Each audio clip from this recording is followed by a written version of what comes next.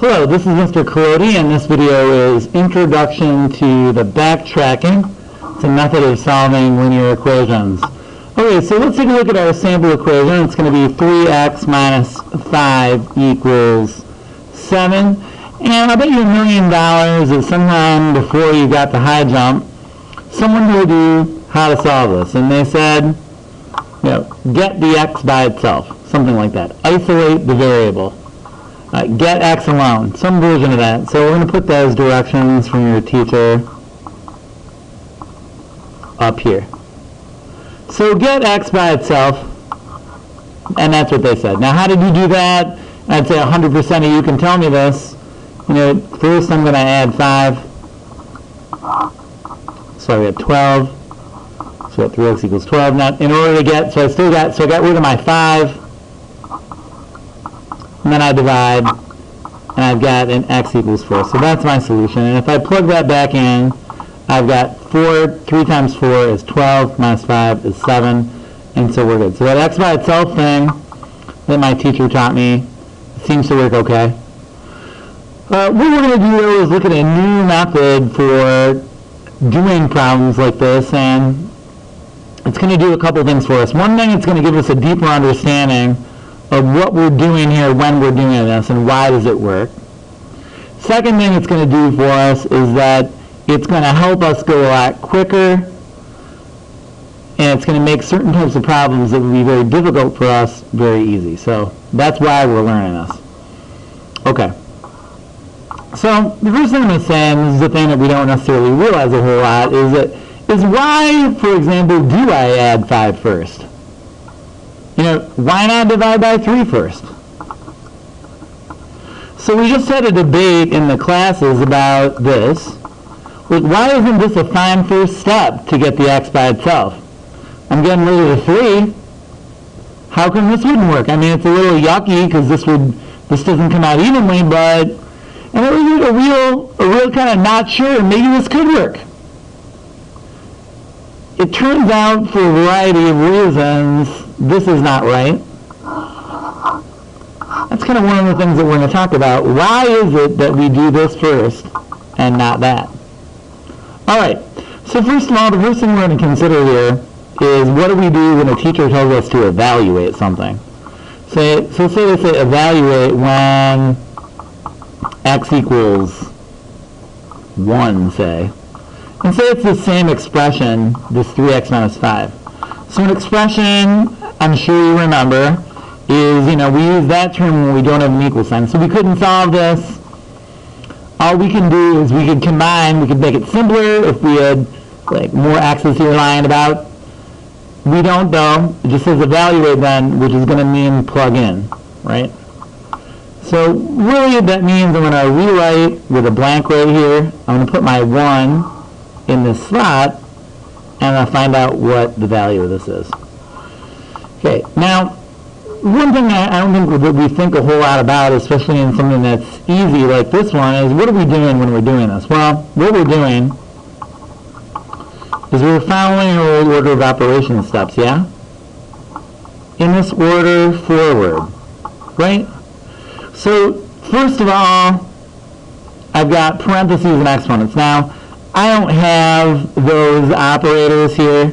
The use of parentheses here, this is really a multiply, yeah? When this is squished together, it just means multiply. So I've got a 3 times 1 is 3. So what am I going to do? I took my 1. So my 1 was in my blank, and my first operation was times 3. There's a 1 times 3. I'm doing my multiply divide first. I'm going forward. It says evaluate. I go this way in my order of operations. So I did my 1 times 3, I get 3, check. I get 3, and then I'm gonna take away 5. So the new things I'm doing in order, I did times 3, I did a take away 5.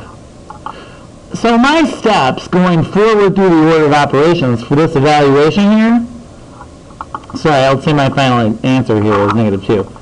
So I'm going to take my value I plugged in, I'm going to multiply 3. First I multiply 3, then I take away 5. Why is that? Well, I'm going in order of operations this way. All right, well, so far so good.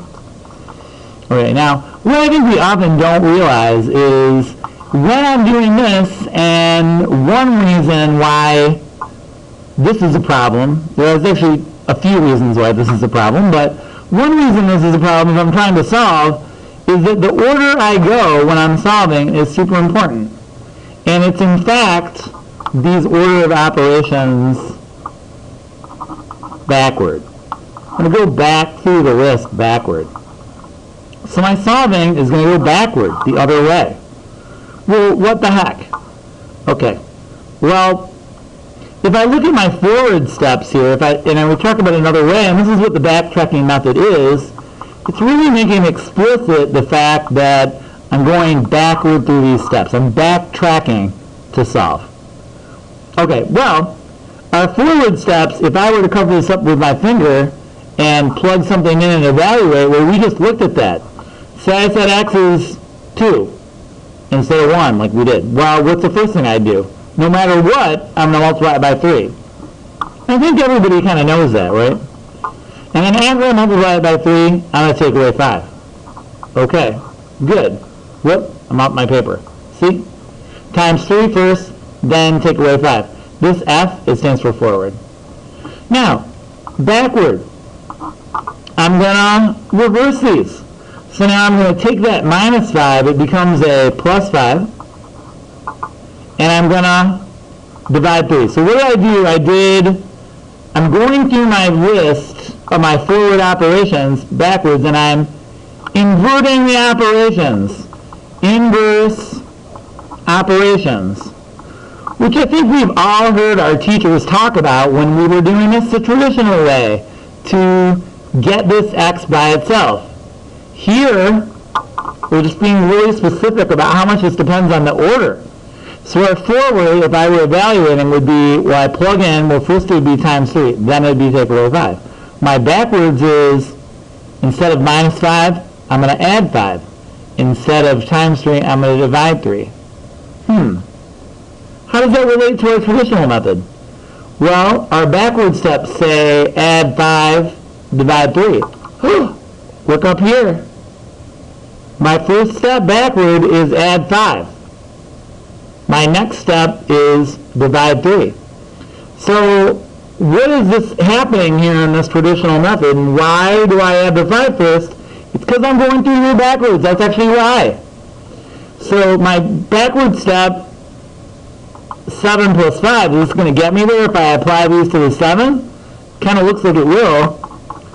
7 plus 5, I'm just applying this to this constant, is 12. And then I'm going to divide 3, and that's going to give me a 4. And that's my final answer, so x is 4.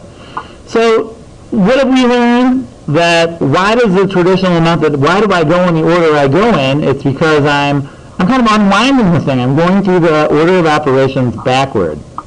Okay? So how am I going to do this then in this method? Well, I'm going to write my forward steps as though I'm evaluating and plugging in for x, times 3, take away 5. I'm going to reverse, plus 5. I write it from the top down. That's just a convention. So I'm going to reverse here first, and then this second. So plus 5, then 3. So then 7 plus 5 is 12, divided by 3 is 4. That is the backtracking method of solving and how it relates to the traditional method, and we'll talk more about why you would ever want